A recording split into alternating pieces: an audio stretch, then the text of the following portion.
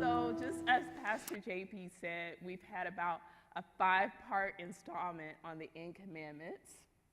And before we get started on that, I do want to bring everyone's attention to our new website. It's a great resource. You can go online. You can check out sermons. If you have a sermon that has really spoken to you and you really want to listen to it over and over again, there's a sermon library, a message library. There's also announcements, and it's also a great way to pay your tithe and your offerings. So once again, it's a great resource, and that's something to keep in mind. So let's get started on this word today. I am eager to dig in. The 10 Commandments so far has been a huge blessing for me, but it also has been very challenging. So as we have been talking about over these several weeks, the 10 Commandments are things that Jesus said not to do. And it wasn't just anything he said not to do. There were actually very challenging things. He said not to fear. He said not to sin. He said not to doubt, not to judge, not to worry. He was basically saying, you cannot do the impossible, you know? And these things are very difficult for us because we do it automatically, and sometimes we do it without thinking. So when we talk about the 10 Commandments, it may cause us to think about something that's very similar to that, the 10 Commandments from the Old Testament. And the 10 Commandments were rules and regulations that the children of Israel were supposed to abide by in order to be in right relationship with God and right relationship with each other. And not only were these rules and regulations, but there were severe consequences if you broke or violate them. So a couple of weeks ago, Pastor JB preached on the woman who was caught in the act of adultery. And the Jewish leaders wanted to stone her because she committed a particular sin and went against the 10 Commandments. Now, the reason why I highlight that illustration is for us to really get how severe the 10 Commandments are. So, as we begin to think about the 10 Commandments, and we're talking about the 10 Commandments, which are the things that Jesus told us not to do, Jesus came on earth to usher in a new thing, a new thing that we had never seen before. In the Old Testament, there's the Old Temple model, where you have sacred texts, you have sacred men, you have sacred places. You did things in a very traditional and specific type of way. But when Jesus came in, he turned that upside down. And he came in with a new covenant, a new ethic, a new spirit, a new way of life that transformed the world. We had never seen a religion like this. We had never heard teachings like this. And in order to really fully describe what this religion is all about, there was no Bible. There was no sacred text. What there was a group of zealous followers who had followed Jesus, who had seen his teachings, who had experienced his miracles, who went to the tomb and saw that he had risen. And because of their actual encounters with Jesus and Jesus' commandment to tell them to go out and share the gospel in the world, that became their religion. And it was a religion we had never seen before. A religion that was not about the sacred texts and the sacred men and the traditions and the rules and the regulations. It was about power because they had experienced Jesus for themselves. And in these teachings, within the resurrection religion, Jesus talked about it had these specific teachings of the 10 commandments that I just laid out for you in the beginning. To sin not, to judge not, to worry not, to fear not. And one thing that I really want to say about these 10 commandments that really distinguishes it from the 10 commandments is that Jesus was talking about the matters of the heart. So when we talk about the 10 commandments, it's like taking a checklist. Okay, I did not steal today. I did not lie today. I did not commit adultery today. But when someone tells you don't judge, whew, that's in the heart. When someone tells you don't sin, oh, that's a lot of stuff. You know, when someone tells you don't fear and you're having anxiety attacks, when someone tells you not to worry, what Jesus is saying is that these are things of the heart. The 10 Commandments allows us to kind of do like an intellectual exercise for it to be in the mind. But what Jesus did with these 10 Commandments is something so special and something so deep. He wanted the Word of God to travel from our minds to our hearts. Yes. That's why he said not to judge. That's why he said not to sin. That's why he said not to fear and not to worry and not to doubt. Now, in order for us to fully understand this challenge that Jesus gave us about what not to do, we have to really understand how our minds work. And as we know, at the subconscious level, we oftentimes do things without thinking. So take, for example, this concept of fight or flight. So whenever, as human beings, we encounter danger, if there's like a huge bear that just came in right now, we're going to do two things. We're going to either run or we're going to fight back, right? And we do it without thinking.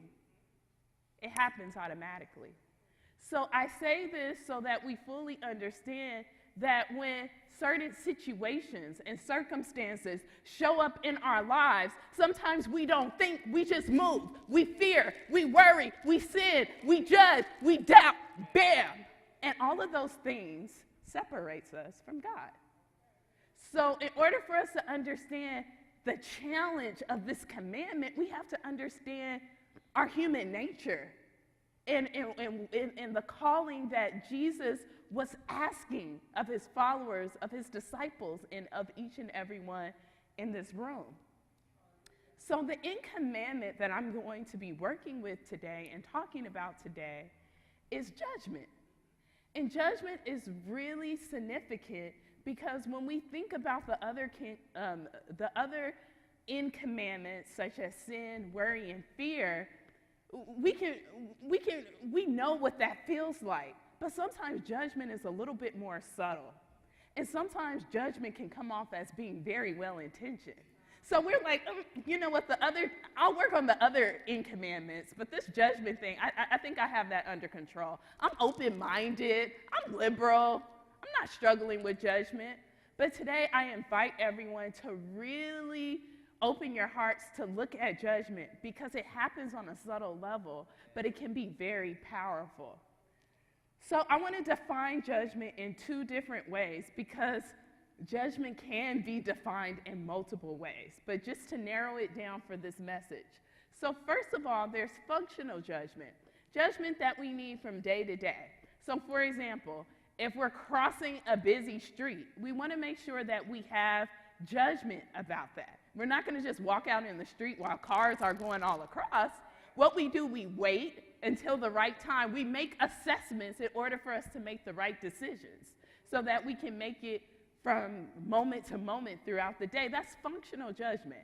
I don't think Jesus was talking about this type of judgment in the Word. I think Jesus was talking about something really, really specific that goes back to the matter of the heart.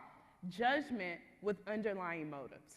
So judgment when we have several suggestions about how we think other people should live their lives according to our standards. And that's how they get approval in our world. That's the type of judgment that I'm talking about. So also, I want to highlight that judgment can manifest in many different ways. So it can also manifest in our culture. Once again, I want to highlight that judgment is very nuanced, it's very subtle, it kind of creeps up on us. It kind of takes on this impression as being normal. So for example, our culture creates many opportunities to judge. Reality TV. You know, you watch it and you start talking about how crazy their lifestyles are. And I will self-disclose right now, there was a time in my life where I would rush home to watch the Atlanta Housewives just to see the next drama that was going to unfold. And when I really reflected on why was I so eager to watch the show, why was I so attracted to this show, it's because at a deeper level, I felt a little bit better about myself that I wasn't a hot mess in that type of way. And it was that self-righteousness that made me attracted to that show. And that's what I'm talking about with judgment. It's that there's something underlying the judgment that we need to examine and take a look at. Also, social media creates another platform so we can look at people's pictures on Facebook and Instagram and Snapchat and check out what they're doing now and to judge them and to say what is right or wrong, what are they wearing, what are they driving, where are they graduating from college. We begin to make all these assessments about who people are. And our culture creates these opportunities for us to do it. And if you go into any store, there's a bunch of different gossip magazines. So you can gossip about Beyonce, you can gossip about Rihanna, you will know who's dating who, and we can have multiple opinions about other people's lives and about how they should be living their lives. So once again, our culture perpetuates judgment. So if we all know what judgment feels like, imagine a time in your life when you were judged. It hurt. And judgment is harmful. So for example, when I was growing up, in our family, I have an older sister, I'm the middle child, my brother's the youngest. And when we were growing up, we didn't have the latest of anything. We either had hand-me-downs, a knockoff of something, or something generic. And our cousins were a bit more materialistic, so every time we would go around them, you know, they would have comments about our attire, or comments about all the generic foods in our house, and all those different types of things. And that impacted us a lot as we grew up. I mean, it gave us some character, but it still, that judgment impacted us because we couldn't live up to a particular community or cultural standard at the time. So what I'm getting at is that we all know the pain of what it feels like to be judged and how that can really hurt. So my next question is, then why do we do it? Why do we do it automatically? Why do we do it instantly? Why do we do it to each other? So judging others is a part of our daily lives. And I think that's something to really get as we're thinking about why Jesus gave us this commandment. Because if we become more in tune with our inner voice and how we're thinking, we would be able to catch how often, how frequently we judge other people. And judgment goes beyond the individual. It goes beyond me looking at someone, sizing them up for what they're wearing, what they have on, what they're driving, how much education they have. It goes beyond the individual. Judgment also can happen to groups of people. And we see that a lot in our country where historically marginalized groups have been severely stigmatized. You know, for example, people who are undocumented have an extreme sort of stigma associated with that status and how that affects them and affects their life experiences. So different groups of people as a whole can be impacted by cultural judgments. So what we're going to focus on today as we're talking about judging a group of people, we're going to talk about how mothers are judged.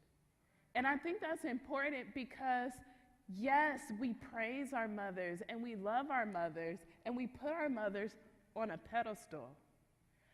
But the judgment comes in when our mother does not fit that script anymore, when somehow she kind of fell off the pedestal a little bit, when she showed a little bit of her weaknesses, her shortcomings, her humanity, and then a little bit of judgment comes in.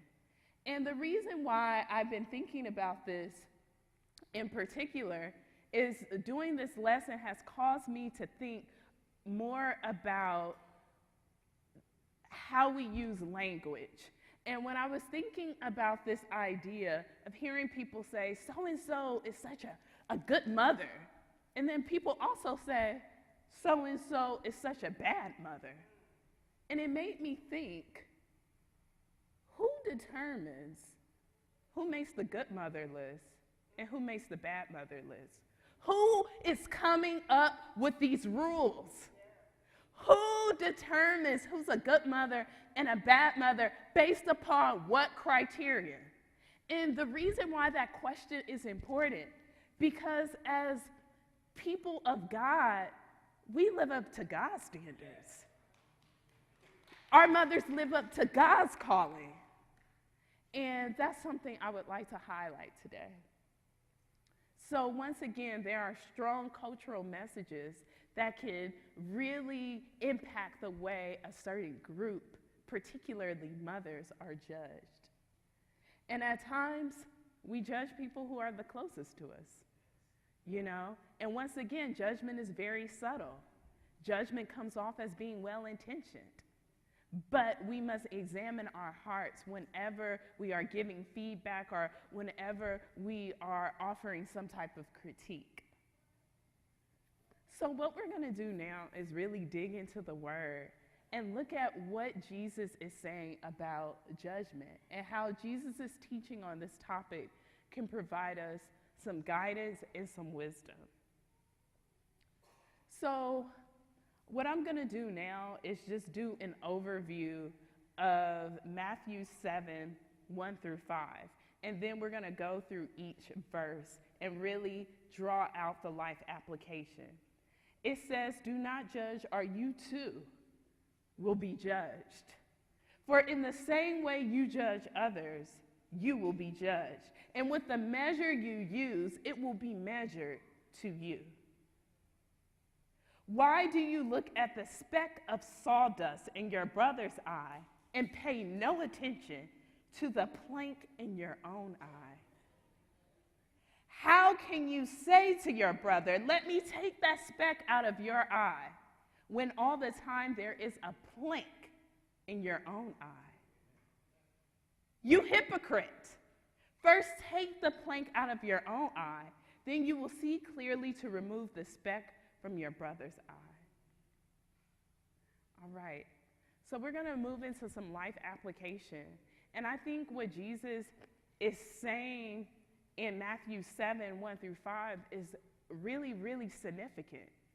We hear the tone. That's a very serious tone. And judgment is something that we should really take very seriously. And another thing I noticed while doing this study is that often when we talk about Jesus, we talk about him as being a very masterful teacher, which is absolutely correct. But something else I noticed is that Jesus is a masterful psychologist, and he's really breaking down human behavior, the underlying motives, which is so important as we're talking about the matters of the heart. So let's begin with Matthew 7, 1 through 2. Do not judge, or you too will be judged. For in the same way you judge others, you will be judged. And with the measure you use, it will be measured to you. Let's check out the life application. So, if we were to just summarize that, I would say play fair. If you're dishing it out, you have to know that it's going to come back to you. All right? It says in God's word that God cannot be mocked. Whatever a man sows, he will reap. So if you give harsh and critical feedback and you are not merciful and compassionate with people, guess what? It's going to come right back to you. And judgment works like a mirror. So everything that I say about you, naturally the person is going to say, are you living up to those same standards that you are placing upon me? That process is unavoidable. So play fair. Just like when we were kids, you know, we're playing kickball, and you know that person who's really, really good, and they keep winning over and over again, and then they finally lose and they want to quit. You're like, what? You want to quit? Play fair. Come on. So if you can dish it out, you have to be willing to take it. It's the same measure. And that's how God's power works. So what that does is that we can't just set ourselves up to be self-righteous without any feedback coming to us. So the next verse says, why do you look at the speck of sawdust in your brother's eye and pay no attention to the plank in your own eye? Life application. Once again, I believe that what Jesus is saying is actually reflected in psychology. And there is a concept called projection. And projection is when we defend ourselves against our own unpleasant impulses by denying their existence in us, but attributing them to other people. So basically, I think this is really significant with areas of our life where we feel like real strong disgust. Like, oh, I can't stand people who cheat. I can't stand cheaters.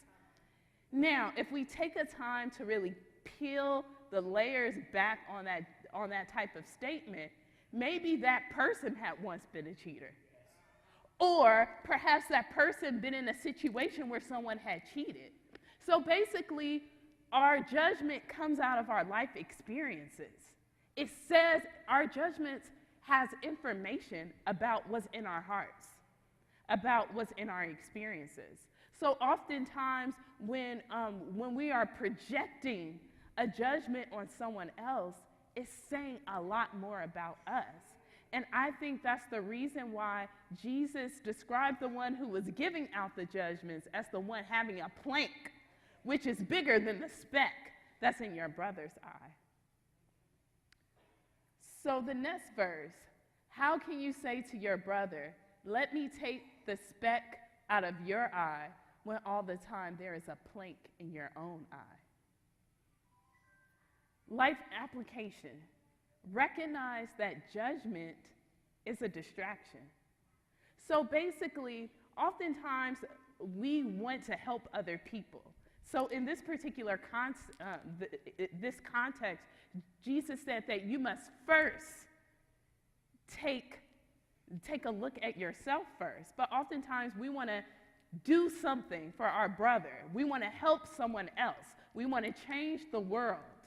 We want to do all these good deeds. And on one level, that's good. But if we don't take an inventory of what's in our hearts first, if we don't examine why we are doing what we are doing, it just becomes a distraction.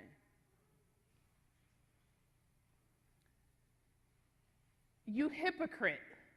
First take the plank out of your own eye, then you will see clearly to remove the speck from your brother's eye. I think that's really important. And I think the reoccurring theme in all of these verses is Jesus telling us to cultivate self-awareness. And self-awareness can be a very powerful thing. And what I mean by self-awareness, I don't mean just a one-time reflection. I mean a daily practice that disrupts the judgmental thinking that we have about people. So just like we talked about in the beginning of this message, how the subconscious mind works, it works very quickly it works instantaneously without conscious thought. It just moves, it just goes. So that means we need something to disrupt it. And we disrupt it through some type of practice, whatever that may mean for you. If that means journaling, if that means talking to someone who is like a spiritual mentor or coach for you, but just know that things like judgment, sin, fear, worry, they don't go away on their own. They require a constant work through prayer, through journaling, through something that allows us to break that cycle, something that deepens our level of self-awareness. So now we're going to revisit what we were saying about mothers and judgment. And I believe one of the best ways to love our mothers is to do so without judgment. And when we love our mothers without judgment, we allow them to fly. And something that I've been doing over the last, I think every time I send my mother a card, I always remind her, hey mom, we're grown now. What do you want to do with your life? What are your dreams? What have you haven't been able to accomplish because you've been putting all your time and energy into us? What can you do now so that you can fly? And I think that's really important, that we have to recognize our mothers as being human.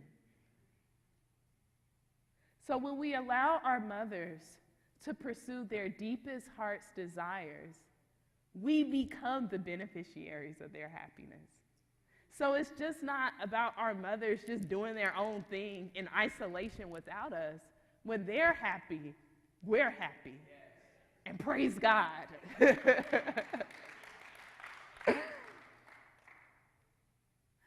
So in closing, what I would like to leave you all with is that things such as sin, judgment, fear, worry, doubt, all of these different things are very challenging habits for us to break. And Jesus knew that. And one thing that I love about the God that we serve is he doesn't just give us a challenge without giving us support along the way. And the thing that is linking all these things together, the thing that enable us to overcome sin and judgment and fear and doubt and worry is love. Love is incredibly powerful. And I'm not talking about the love that we see in our world. I'm talking about the love of God that drives out all fear. I'm talking about God's unconditional love that has the ability to overcome a multitude of sins.